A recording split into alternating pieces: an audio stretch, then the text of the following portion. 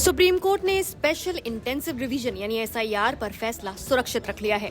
यानी अब सुनवाई खत्म हो गई है और जल्द ही इस मामले का अंतिम फैसला सार्वजनिक किया जाएगा। इस मामले में चुनाव आयोग यानी ईसी द्वारा कई राज्यों में चल रही मतदाता सूचियों के विशेष गहन पुनरीक्षण की वैधता को चुनौती दी गई थी। सीजेआई सूर्यकांत और जस्टिस जॉय माल्यबागची की बेंच इस बात की जांच कर रही है कि क्या ईसी को संविधान के अनुच्छेद 326, जन प्रतिनिधित्व अधिनियम 1950 और उससे जुड़े नियमों के तहत मौजूदा रूप में एसआईआर कराने का अधिकार है या नहीं। इस मामले की नवंबर 2025 से नियमित सुनवाई हो रही थी, जिसके बाद 29 जनवरी 2026 को निर्णय सुरक्षित किया गया।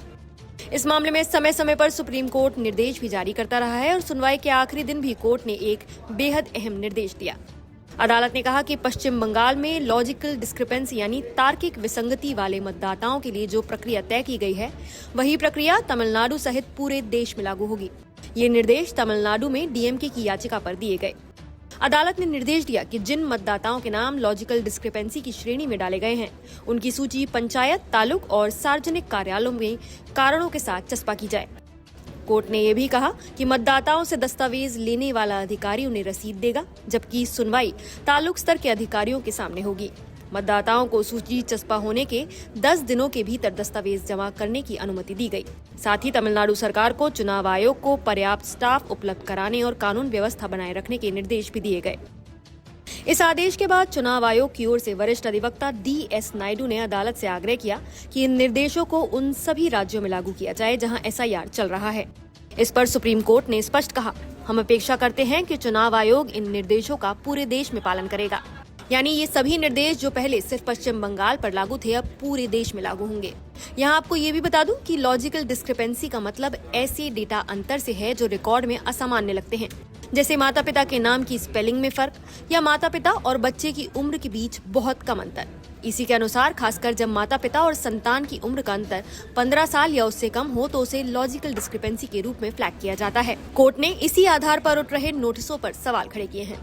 सुनवाई के दौरान याचिकाकर्ताओं की ओर से सीनियर एडवोकेट कपिल सिब्बल ने कई तर्क रखे। सिब्बल ने अदालत में बार बार ये सवाल उठाया कि जब हर साल मतदाता सूची का नियमित अपडेट किया जाता है, तो फिर अचानक पूरे राज्य या कई राज्यों में एक साथ एसआईआर कराने की जरूरत कैसे पैदा हो गई।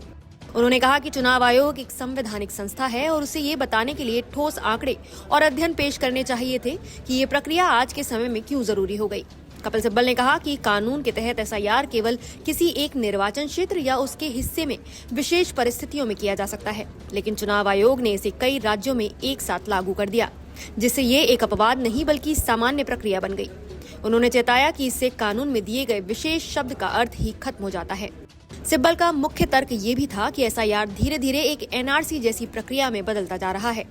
उन्होंने कहा कि इस प्रक्रिया में मतदाताओं पर ये बोझ डाल दिया गया है कि वो दस्तावेजों के जरिए अपनी नागरिकता साबित करें, जबकि जन प्रतिनिधित्व अधिनियम की धारा 16 के अनुसार नागरिकता तय करना चुनाव आयोग का काम नहीं है। यह अधिकार केंद्र सरकार और विदेशी न्यायाधिकरणों को है। सिब्बल ने कहा कि एसआईआर के कारण लाखों लोग एक तरह की निलंबित नागरिकता की स्थिति में फंस गए हैं। उन्होंने ये भी सवाल उठाया कि कितने लोगों के पास अपने माता पिता या खुद के जन्म प्रमाण पत्र उपलब्ध होंगे। सिब्बल ने पूछा कि बिहार में एसआईआर पूरा होने के बाद कितने अवैध प्रवासी पाए गए। अगर संख्या नगण्य है तो फिर इतने बड़े पैमाने पर एसआईआर कराने का औचित्य क्या है। उन्होंने कहा कि चुनाव आयोग को ये बताना होगा कि 2025 तक नियमित अपडेट के बावजूद अचानक थोक एसआईआर क्यों जरूरी हो गया। एसोसिएशन फॉर डेमोक्रेटिक रिफॉर्म्स यानी एडीआर की ओर से अधिवक्ता प्रशांत भूषण ने भी दलील दी। उन्होंने कहा कि यदि कोई व्यक्ति स्वयं घोषणा करता है कि वो भारतीय नागरिक है, तो चुनाव आयोग उसका नाम मतदाता सूची से नहीं हटा सकता। उन्होंने कहा कि यदि कोई नागरिकता पर आपत्ति करता है, तो प्रमाण देने की जिम्मेदारी आपत्ति करने वाले पर होगी। इस पर पीठ ने टिप्पणी करते हुए कहा कि किसी दूसरे देश की मतदाता सूची लाना व्यवहारिक रूप से संभव नहीं है।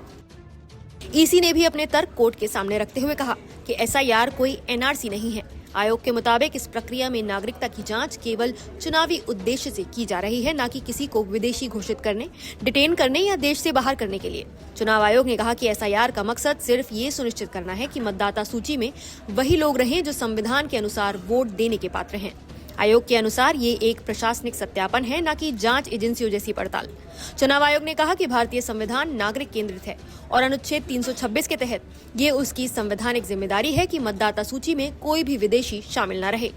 आयोग ने जोर देकर कहा कि मतदाता सूची की शुद्धता बनाए रखना उसका मूल कर्तव्य है। आयोग ने ये अहम दलील दी कि नागरिकता एक निरंतर शर्त यानी कॉन्टिन्यूअस रिक्वायरमेंट है। सिर्फ एक बार नाम जुड़ जाने से कोई व्यक्ति जीवन भर मतदाता बने रहने का अधिकार नहीं पा जाता। अगर बाद में कोई अयोग्यता सामने आती है तो चुनाव आयोग को नाम की समीक्षा और सत्यापन का अधिकार है। चुनाव आयोग ने लाल बाबू हुसैन 1995 के फैसले पर याचिकाकर्ताओं की दलीलों को खारिज किया। आयोग ने कहा कि उस मामले की परिस्थितियां अलग थीं, तब एसआईआर पहले ही हो चुका था। प्रक्रिया पुलिस के जरिए हुई थी और अदालत ने ये मान लिया था कि नागरिकता की जांच हो चुकी है। मौजूदा एसआईआर में न तो पुलिस शामिल है और न ही वही परिस्थितियां हैं। ईसी ने कहा कि मौजूदा एसआईआर में पहले से मौजूद मतदाता सूची को महत्वपूर्ण प्रमाणिक मूल्य दिया जा रहा है। अगर किसी व्यक्ति का नाम पहले की मतदाता सूची में है तो उसे अपने आप संदिग्ध नहीं माना जा रहा। आयोग के अनुसार ये बात एसआईआर नोटिफिकेशन में साफ लिखी गई है। बिहार में हुए एसआईआर का हवाला देते हुए आयोग ने दावा किया कि वहां किसी बड़ी गड़बड़ी या शिकायत का मामला सामने नहीं आया है। आयोग ने कहा कि अगर कुछ जगहों पर व्यक्तिगत कठिनाइयां हुई हैं तो वो पूरी प्रक्रिया को असंवैधानिक नहीं बनाती। चुनाव आयोग ने ये भी कहा कि वो राजनीतिक दलों के राजनीतिक बयानबाजी या रिटोरिक से प्रभावित नहीं है और अदालत को केवल संवैधानिक और कानूनी पहलुओं पर ध्यान देना चाहिए। इन सभी दलीलों को सुनने के बाद कोर्ट ने अपना वही फैसला दोहराया जो पश्चिम बंगाल के मामले में दिया गया था, जिसका मकसद ये था कि आम नागरिकों को परेशानी न हो। हालांकि इन कानूनी बहसों के बीच जमीनी हालात भी सवालों के घेरे में हैं। पश्चिम बंगाल के पश्चिम मेदिनीपुर जिले के 71 वर्षीय शेख जफर अली की तस्वीर सामने आई है, जहां वो अपने सारे दस्तावेज सिर पर संदूक में लेकर बीडीओ कार्यालय पहुंचे। ये घटना अदालत के उस निर्देश के उलट मानी जा रही है जिसमें कहा गया था कि एसआईआर की प्रक्रिया में किसी भी नागरिक को परेशान नहीं किया जाना चाहिए और जानकारी आसानी से उपलब्ध होनी चाहिए। अब सुप्रीम कोर्ट के अंतिम फैसले पर सभी की नजरें टिकी हैं। अदालत को ये तय करना है कि मतदाता सूची की शुद्धता सुनिश्चित करने के नाम पर अपनाई जा रही एसआईआर प्रक्रिया संवैधानिक सीमाओं में है या नहीं, और क्या ये आम नागरिकों के अधिकारों और लोकतांत्रिक मूल्यों को प्रभावित कर रही है। आप कोर्ट से कैसे फैसले की उम्मीद करते हैं, हमें कमेंट करके जरूर बताएं। नमस्कार, मैं हूं मानक गुप्ता। अगर आपको हमारा ये वीडियो पसंद आया हो तो इसे लाइक और शेयर जरूर करें, और हाँ, हमें सब्सक्राइब और फॉलो करना ना भूलें ताकि आप देश और दुनिया की कोई खबर मिस ना करें। तो जुड़े रहिए हमारे साथ और देखते रहिए न्यूज़ 24।